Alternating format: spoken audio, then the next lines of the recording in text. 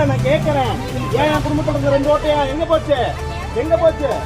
ஐயா எதுக்கு இருக்கீங்க? 215 தான் இங்கதான் இருக்குது. எங்க எல்லாம் இருக்குது.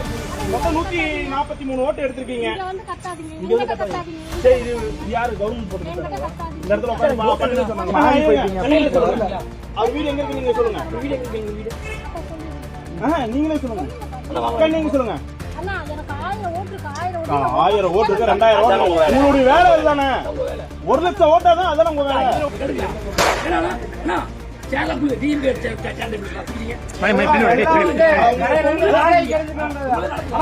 அப்ப உங்களுக்கு மட்டும் தான் பண்றீங்களா? பொதுமக்கள் கேட்கறாங்க.